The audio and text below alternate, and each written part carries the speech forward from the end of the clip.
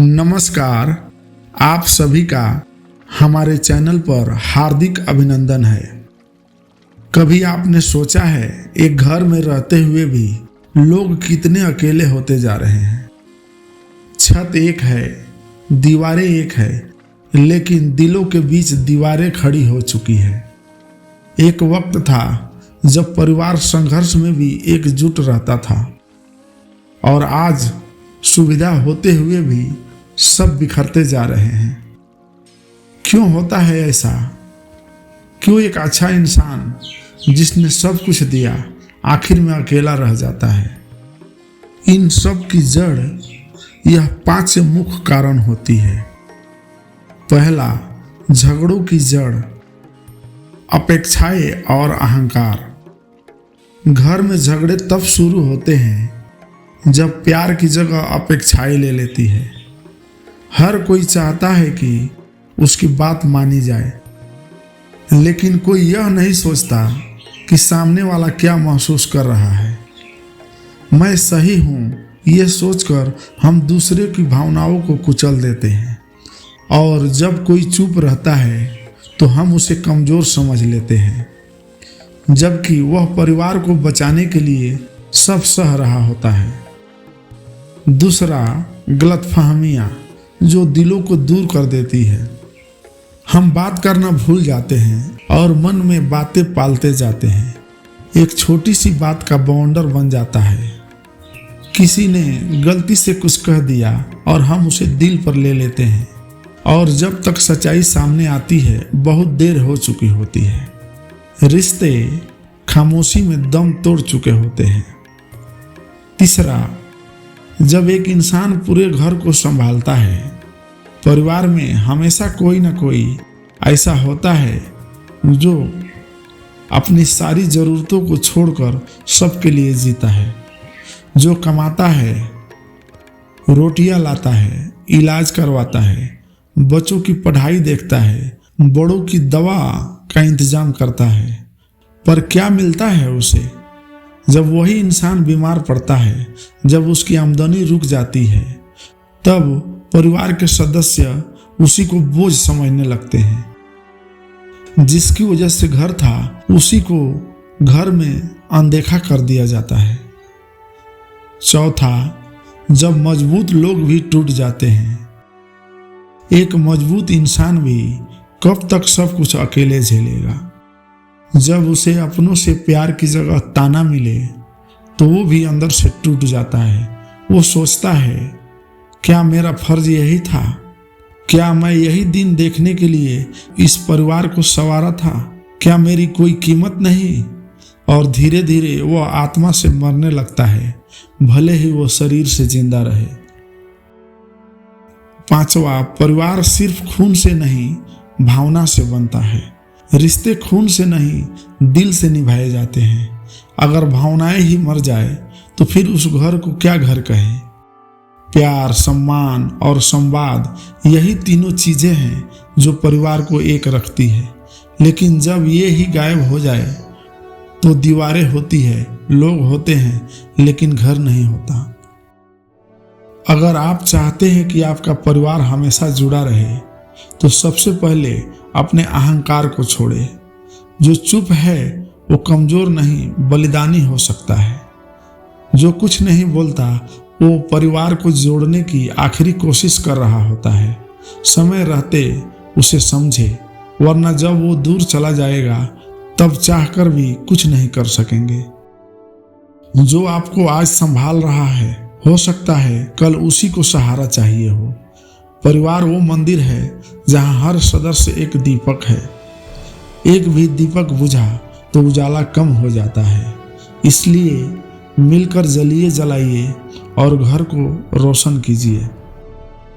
तो आइए एक आप बीती कहानी, जो सच्ची कहानी है, आप सभी को सुनाता हूं। कहानी एक बहू की चुप्पी और एक पति की जागृति। कभी कभी घर के अंदर ही एक इंसान टूटता है पर कोई आवाज नहीं सुनता। वह बहू जिसने इस घर को घर बनाने के लिए अपनी हंसी, अपने सपने और अपनी शांति तक कुर्बान कर दी, हर सुबह सबसे पहले उठकर सबका काम करना, सास की बातों को सिर झुकाकर सुनना, ननद की जलन को सहना और पति की बेरुखी को अपना भाग्य मान लेना, यही उसकी जिंदगी बन चुकी थी। उसका एकमात्र अपराध सहते रहना। उसने कभी सवाल नहीं उठाया, कभी किसी से शिकायत नहीं की, क्योंकि वो जानती थी अगर वो बोलेगी तो कह दिया जाएगा बहू में ही दोष है। लेकिन धीरे धीरे पति ने भी उसे समझना छोड़ दिया, बात बात पे मारना शुरू कर दिया। घर के अन्य लोगों की बातें सुनकर वो बीवी को ही दोषी ठहराता था।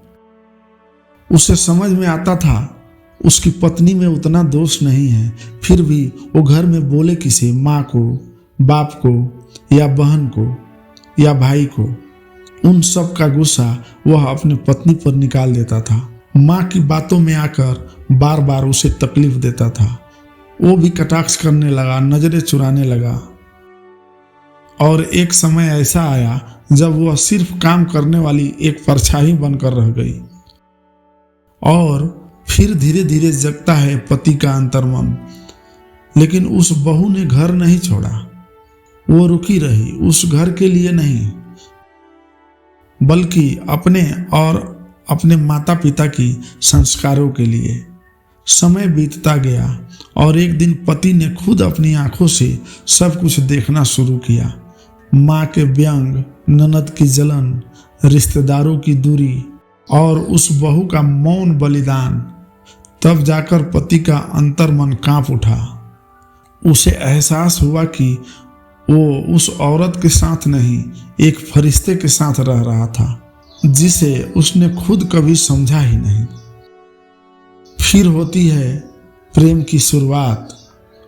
अब वह पति जो कभी कटाक्ष करता था, आज उसे सुबह सबसे पहले मुस्कुरा कर देखता है। जो कभी बात बात में टाल देता था, अब बच्चों के साथ बैठकर घर को संवारता है। वो अब अपनी पत्नी से प्रेम करता है, उसका आदर करता है। और सबसे बड़ी बात, उसने सबका सोचना छोड़ दिया जो कभी उसे अपनी ही पत्नी से दूर कर रहे थे। इस कहानी से हमें यही सीख मिलती है कि समय रहते परिवार की हर एक इंसान की अहमियत को समझे। यह कहानी एक बहू की है, लेकिन कई जगहों पर बहुएं भी अपनी सास को, अपनी ननद को, अपनी देवरानी जेठानी को तकलीफ में डालती है, अच्छी तरह से ट्रीट नहीं करती है। इसलिए इस समाज में कई बार अच्छे लोगों को बुरा बना दिया जाता है। उन्हें इतना सहने पर मजबूर कर दिया जाता है कि वे या तो टूट जाते हैं या फिर सबसे दूर हो जाते हैं। कृपया ऐसा समय मत लाइए कि कोई बहू, कोई पति, कोई पिता या कोई माँ इस सोच में आ जाए कि हमारा इस घर में कोई नहीं है, हमारा कोई कद्र नहीं है। वो अंदर से टूट जाए या उसका हमेशा मन दुखी रहने लगे। जो चुप होता है वो कमज़ोर नहीं होता। हो सकता है वह ही उस पूरे परिवार की रीढ़ हो। इसलिए सम्मान दीजिए, समझिए और समय रहते सच्चे लोगों को थाम लीजिए, वरना पछतावे की आग जिंदगी भर जलाती है। इस वीडियो की अंतिम संदेश, जिसने आपको हर दर्द में सहारा दिया, कृपया उसे तब मत छोड़िए जब वो खुद दर्द में हो। सच्चा परिवार वही है जो बुरे वक्त में साथ खड़ा रहे, ना कि वो जो गलती निकाल कर छोड़ दे। राधे राधे, जय श्री कृष्णा। इस वीडियो को जरूर साझा करें, शायद किसी टूटते रिश्ते को जोड़ दे। हमारे चैनल को सब्सक्राइब भी करें। इस वीडियो पर लाइक, कमेंट करें। आप सभी हंसते मुस्कुराते रहें। धन्यवाद।